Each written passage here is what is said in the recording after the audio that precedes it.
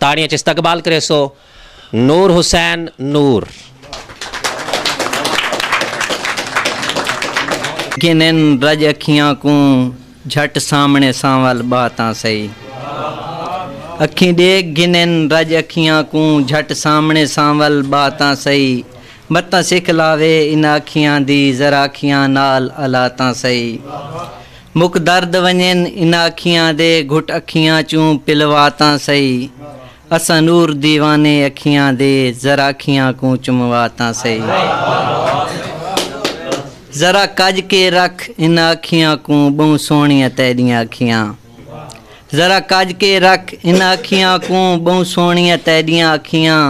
लगी नज़र न कहीं बद नजरे दी तेरे होंठ फुलानियां पतियां।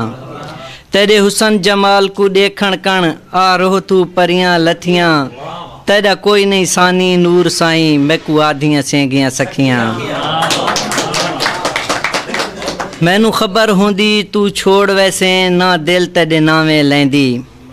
मैनू खबर होंदी तू छोड़ वैसे ना दिल तेरे नावे लैंदी। ना ॾींहं दा चैन तबाह थींदा ना रात बेताब करेंदी। ना रोंदी रुलदी गलियां विच ना कमली मैं सॾ वेंदी।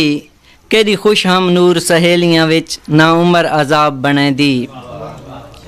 हर शाम तेरे आवन दा पैगाम सुणांदी है। हर शाम तेरे आवन दा पैगाम सुणांदी है। बेदर्द हवा मैडे सुते ज़ख़म जगांदी है। डी लावे तेरियां यादां विच राती रोवां उठ उठ ख्वाबां विच। डी लावे तेरियां यादां विच राती रोवां उठ उठ ख्वाबां विच। मैं कुआण सहारा देवे हा मेरे मन दी कोठी ढांदी है। हर शाम तेरे आवन दा पैगाम सुणांदी है। मेरी किस्मत कोई फेर गिदे मैं को दुखां आके वेड़ गिदे।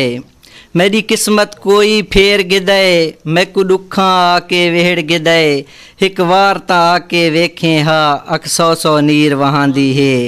हर शाम तेरे आवन दा पैगाम सुणांदी है। इतबार नहीं इन हसावां ते असां मरने तेरियां राहां ते। इतबार नहीं इन हसावां ते असां मरने तेरियां राहां ते। कुछ सादे बारे सोचे हा मैं को पीड़ जिगर दी खांदी है। हर शाम तेरे आवन दा पैगाम सुणांदी है। मैं उजड़े कूं आबाद चकर दुख दर्दां थूं आज़ाद चकर। आ गल न लाचा नूर मैं कूं इया सिक मन विच कुरलांदी है। हर शाम तेरे आवन दा पैगाम सुणांदी है।